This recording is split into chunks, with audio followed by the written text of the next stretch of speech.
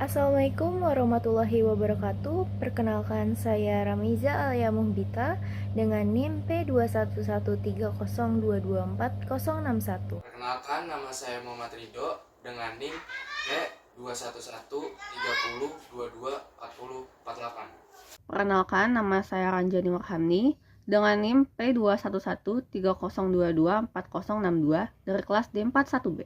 Nama saya Renata Pramesti dengan nomor NIM P211330224063. Perkenalkan, nama saya Tri Julia Purnama dengan NIM P211330224071.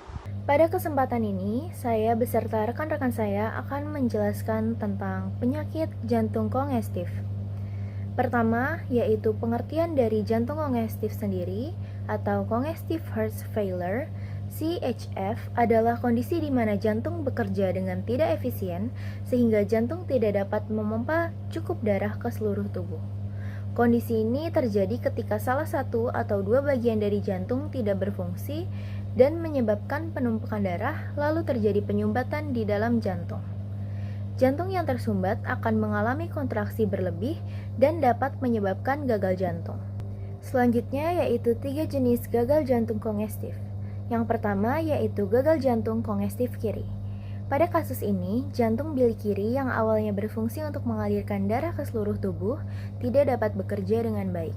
Kondisi ini menyebabkan terjadi peningkatan tekanan pada serambi kiri jantung sehingga memicu penumpukan cairan pada paru-paru, rongga perut, dan kaki. Yang kedua yaitu gagal jantung kongestif kanan. Kondisi ini terjadi karena jantung bilik kanan yang berfungsi untuk memompakan darah ke paru-paru tidak bekerja dengan baik. Kondisi ini dapat menyebabkan penumpukan cairan pada rongga perut dan kaki. Lalu yang ketiga yaitu gagal jantung kongestif campuran. Jenis gagal jantung ini terjadi karena terganggunya fungsi jantung bilik kanan dan bilik kiri secara bersamaan. Jelaskan tentang penyebab penyakit jantung kongestif. Baik, yang pertama ada gangguan arteri koroner, yaitu gangguan yang terjadi pada arteri koroner seperti penyumbatan atau penyempitan yang menyebabkan penurunan aliran darah yang masuk otot jantung, sehingga jantung tidak dapat memompa darah secara optimal ke seluruh tubuh. Yang kedua ada kardiomiopati, yaitu kelainan otot yang menyebabkan perubahan pada otot jantung sehingga mempengaruhi fungsi jantung dalam memompa darah ke seluruh tubuh. Perubahannya ini seperti otot jantung yang kaku atau otot jantung yang menebal. Yang ketiga ada penyakit jantung bawaan, yaitu adanya kelainan struktur jantung sejak lahir. Contohnya, salah satu bilik jantung bekerja terlalu berat dan menimbulkan CHF. Dan yang terakhir ada miokarditis atau radang jantung. Miokarditis ini terjadi karena adanya infeksi virus atau bakteri yang dapat menyebabkan gagal jantung. Saya akan menjelaskan penyakit-penyakit lain yang menyebabkan terjadinya gagal jantung kognitif, seperti reaksi alergen, obesitas, gagal ginjal, diabetes, dan gangguan tiroid. Gagal jantung kognitif menyebabkan perubahan morfologi pada jantung yang dapat mempengaruhi fungsi secara signifikan. Berikut adalah perubahan morfologi gagal jantung kognitif. 1.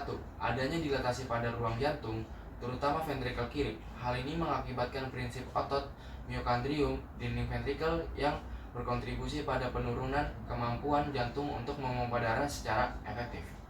2. Secara respon terhadap peningkatan beban kerja, miokardium dapat mengalami hipertrofi yang dimana otot jantung menjadi lebih tebal sehingga dapat menyebabkan disfungsi jantung.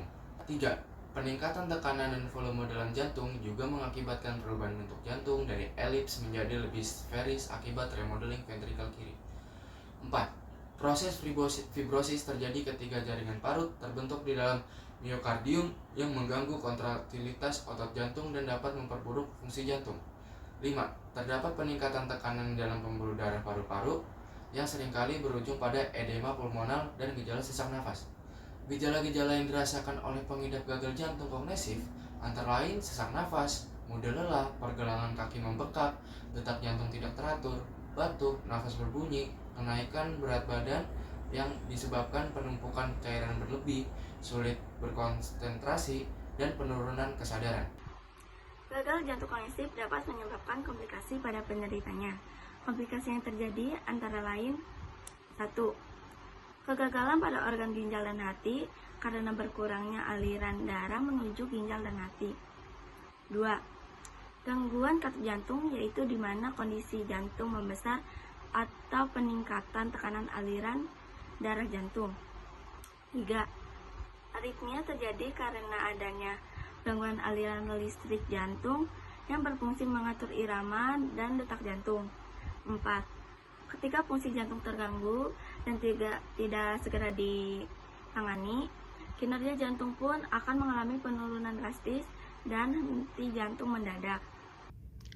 Resiko kematian pasien gagal jantung kongestif itu dipengaruhi juga oleh beberapa kondisi klinis, seperti tekanan darah, kadar hemoglobin, kadar gula darah, denyut jantung, dan juga status trombositopenia.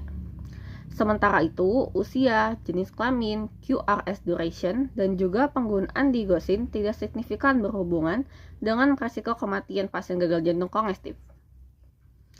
Pasien gagal jantung kongestif dengan tekanan darah prehipertensi atau hipertensi memiliki resiko kematian 1,73 kali lebih tinggi dibandingkan dengan pasien gagal jantung kongestif normotensi. Sedangkan pasien gagal jantung kongestif yang mengidap anemia, kadar gula darah yang tinggi, denyut jantung yang cepat, dan juga status trombositopenia memiliki kemungkinan hampir 3 kali lebih tinggi untuk mengalami kematian dibandingkan dengan pasien gagal jantung kongestif yang tidak memiliki keempat kondisi klinis tersebut. Gagal jantung kongestif ini dapat dicegah dengan cara mengubah pola hidup menjadi lebih sehat, seperti rutin berolahraga, mengonsumsi makanan bergizi, berhenti merokok, membatasi minum alkohol, dan juga mengontrol stres dengan baik.